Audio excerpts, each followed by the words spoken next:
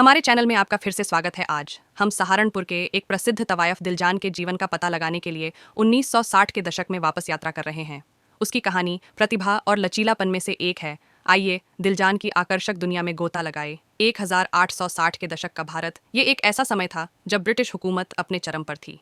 राज दरबारों से लेकर शहरों के बाजारों तक देश की रगों में बदलाव की लहर दौड़ रही थी। और इस बदलाव के बीच कुछ ऐसे लोग थे जिनकी कहानियां शायद इतिहास के पन्नों में दर्ज नहीं की गईं, लेकिन उनके जीवन ने उस समय के समाज को गहराई से प्रभावित किया। ऐसी ही एक दिलचस्प कहानी है सहारनपुर की मशहूर तवायफ दिलजान की। दिलजान सहारनपुर की एक खूबसूरत और हुनरमंद तवायफ जिसकी आवाज़ और नृत्य का जादू दूर दूर तक फैला हुआ था। सहारनपुर, जो आज उत्तर प्रदेश का एक शहर है, उस वक्त एक सांस्कृतिक और व्यापारिक केंद्र हुआ करता था। यहाँ पर तवायफों का एक अहम स्थान था और ये केवल मनोरंजन के लिए नहीं बल्कि समाज और कला की समझ को बढ़ावा देने के लिए भी जानी जाती थीं। दिलजान की अदाओं का जादू ऐसा था कि उसे देखने और सुनने के लिए दूर दूर से लोग आते थे। उसकी आवाज़ में एक ऐसी कशिश थी कि लोग उसकी महफिल में खींचे चले आते। न केवल सहारनपुर बल्कि आसपास के बड़े बड़े रईस, नवाब और अंग्रेज़ अफसर भी उसकी महफिलों में शरीक होते थे। दिलजान के बारे में कहा जाता है कि उसका नृत्य और गायकी इतने भावपूर्ण थे कि लोग उसकी अदाओं में खो जाते थे। उनकी महफिलें केवल मनोरंजन ही नहीं बल्कि उस समय की कला और साहित्य के केंद्र भी हुआ करती थीं। दिलजान की प्रसिद्धि इतनी बढ़ चुकी थी कि ब्रिटिश अफसर भी उसकी महफिल में जाने लगे थे।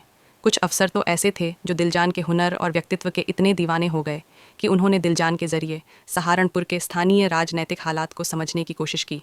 लेकिन दिलजान ने हमेशा अपने कला को राजनीति से अलग रखने की कोशिश की।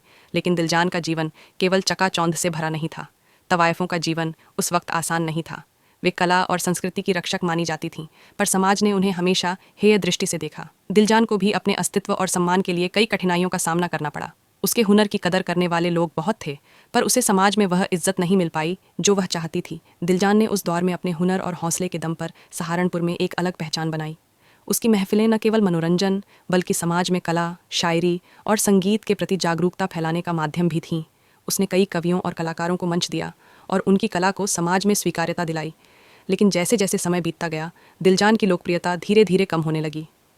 अंग्रेज़ी हुकूमत और समाज में बदलाव ने तवायफों की संस्कृति को पीछे धकेलना शुरू कर दिया और धीरे धीरे दिलजान को भी वह समाज भूलने लगा जिसके लिए उसने अपना जीवन समर्पित कर दिया था।